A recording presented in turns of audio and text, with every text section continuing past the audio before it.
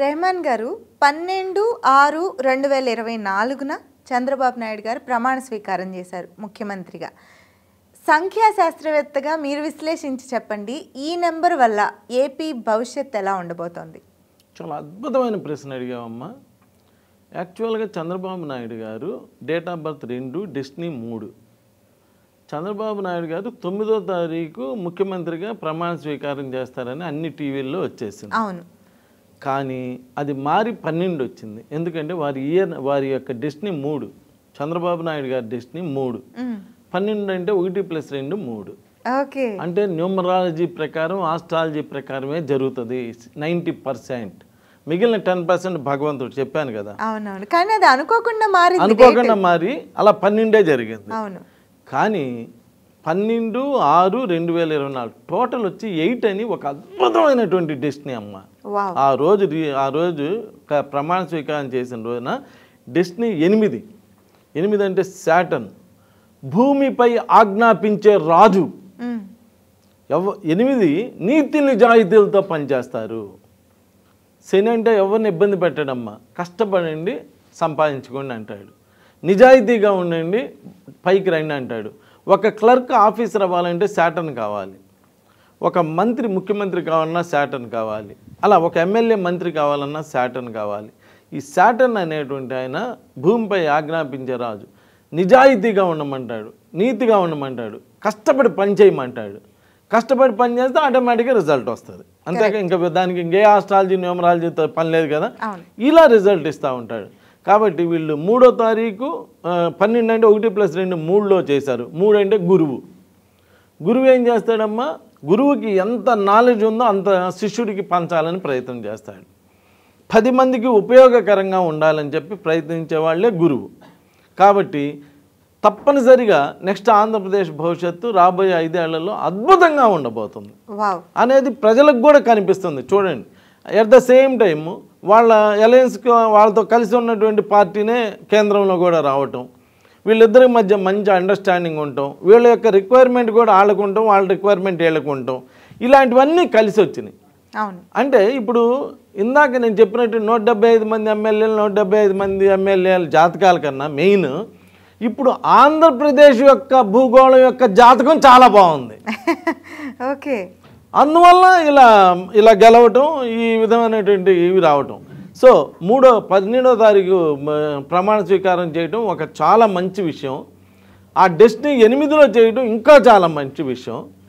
ఈ 3, 8 combination 38 combination ఎవరికైనా ప్రజలకి మామూలు మనిషికి వస్తే 3, 8 కాంబినేషన్ వస్తే గవర్నమెంట్ జాబులు వస్తాయి, ప్రైవేట్ జాబులు అయినా హయ్యెస్ట్ జాబులు వస్తాయి, అంటే పర్మనెంట్ జాబులు వస్తాయి. 38 అంటే గవర్నమెంట్ జాబ్ అంటే పర్మనెంట్ జాబ్ కదా. అలానే పెద్ద పెద్ద కంపెనీల్లో సీఈఓలు అలా పర్మనెంట్ జాబులు ఎలా అయితే ఉంటాయో అలాంటి జాబులు ఇచ్చే నంబర్ 38. ఇప్పుడు చంద్రబాబు నాయుడు గారు ప్రమాణ స్వీకారం చేసింది కూడా 3, 8 కాంబినేషన్లో చేశారు.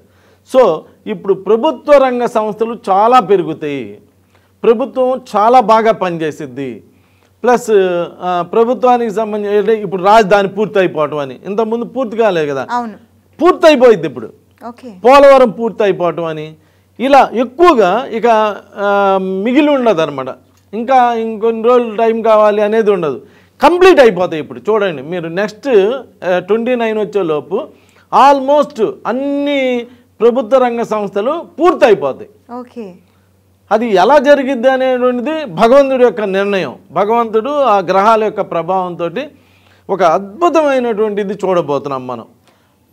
ప్రజలకి బాగుంటుంది, ఎంప్లాయ్మెంట్ కూడా పెరుగుతుంది. ఇప్పుడు ఆటోమేటిక్గా ఒక చోట పని జరుగుతుంటే ఎంప్లాయ్మెంట్ పెరిగింది కదమ్మా. ఇప్పుడు ఒక షాప్ పెట్టాడంటే ఆయన వాళ్ళ ఆవిడే కూర్చోరు, ఇంకొక ఆయన్ని అసిస్టెంట్ని తీసుకుంటాడు, అంటే ఒకళ్ళకి ఎంప్లాయ్మెంట్ వచ్చినట్టు. ఇంకా వాళ్ళ సంస్థ పెరిగితే ఇంకో 10 మందికి ఎంప్లాయ్మెంట్ ఇస్తారు. ఇలా ఈ రాజధాని పూర్తవటం అని, ఈ పోలవరం పూర్తవటం అని, పెద్ద పెద్ద ప్రాజెక్ట్స్ అన్నీ రావటం వలన ఫుల్గా ఎంప్లాయ్మెంట్ పెరుగుతుంది. అంటే ఎక్కడ ఏరియా వాళ్ళు అక్కడే ఉద్యోగాలు సంపాదిస్తారు, ఎక్కడ ఏరియా వాళ్ళు అక్కడే బతకగలరు. అంటే వలస వెళ్ళాల్సినటువంటి పరిస్థితి రాదు ఆంధ్రప్రదేశ్కి. ఇక్కడి నుంచి ఆంధ్రప్రదేశ్ నుంచి ఎక్కడికి వేరే స్టేట్లకు కానీ ఎక్కడికి వలస వెళ్ళక్కర్లేదు, వాళ్ళకి అక్కడే ఎంప్లాయ్మెంట్ వస్తుంది. ఈవెన్ జిల్లాలు కూడా వలస వెళ్ళక్కర్లేదు. ఆంధ్రప్రదేశ్లో ఉన్న జిల్లాల వాళ్ళు, సపోజ్ గుంటూరు జిల్లా వాళ్ళు ఇంకో జిల్లాకి వలస వెళ్ళక్కర్లా, ఏ జిల్లా వాళ్ళకి ఆ జిల్లాలోనే అక్కడే పర్మనెంట్గా వాళ్ళ లైవ్లీహుడ్కి కావాల్సినటువంటి జాబ్ అక్కడ దొరుకుతుంది. అంత అద్భుతమైనటువంటి ఇది ఏర్పడుతుంది. చూస్తుంటే మీకు అసలు ఇప్పుడు చూసిన ఆంధ్రప్రదేశ్కి ఒక 5 ఏళ్ళ తర్వాత చూసిన ఆంధ్రప్రదేశ్, మనం చూసిన ఆంధ్రప్రదేశ్ ఇదే ఆంధ్రప్రదేశా అని అందరూ డౌట్ పడతారు. ఆ విధంగా డెవలప్ అవుతుంది. ఎవరో ఒక ఆమె హైదరాబాద్ వచ్చి ఇదేంది అమెరికా హోటల్లోంచి బయటికి చూసంటే ఇది అమెరికానా హైదరాబాదా అనింది. మొన్న టీవీలో మీరే చెప్పారు. అలా ఆంధ్రప్రదేశ్ గురించి కూడా అందరూ అన్ని స్టేట్ల వాళ్ళు చెప్పుకుంటారు. అసలు ఇది మొన్నటిదాకా ఇంత ఇబ్బందిగా ఉన్నటువంటి ఆంధ్రప్రదేశా లేకపోతే ఇంకో స్టేటా, మనం ఎక్కడ వేరే కంట్రీలో ఉన్నామా అన్నటువంటి రోజులు వస్తాయి. ఎందుకంటే ఆ ప్రమాణ స్వీకారం చేసినటువంటి రోజు చాలా గొప్ప రోజు, అద్భుతమైనటువంటి రోజు. ఇటు గురువు అటు సాటర్న్ ఇద్దరు కూడా మంచి చేయండి మంచి చేసి మంచి పేరు సంపాదించుకోండి, ధనం కూడా సంపాదించుకోండి అనేటువంటి నంబర్లు 2 కూడా. ఇప్పుడు చాలామందికి ఏలిమినాటి శని వచ్చింది అంటారు.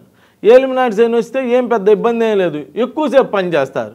ఎక్కువ పని చేస్తే ఏమైంది, ఎక్కువ డబ్బులు వస్తాయి. అంటే పని పెరిగిద్ది అంతే కానీ డబ్బులేం తగ్గవు.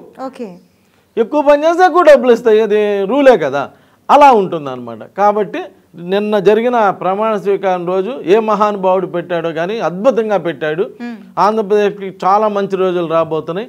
ఆటోమేటిక్గా గ్రహాలు కానీ నాయకులు కానీ కేంద్రం కానీ అన్ని సపోర్ట్స్ తోటి ఆంధ్రప్రదేశ్ అన్ని స్టేట్లలో కల్లా నంబర్ 1 స్టేట్ అవ్వబోతుంది.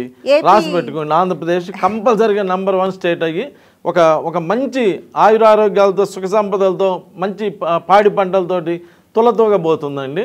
చాలా అద్భుతంగా ఉండబోతుంది. ఏపీ రాష్ట్ర ప్రజలు ఎలాగో నమ్మకంతోనే చంద్రబాబు నాయుడు గారిని గొప్ప మెజారిటీతో గెలిపించుకున్నారు.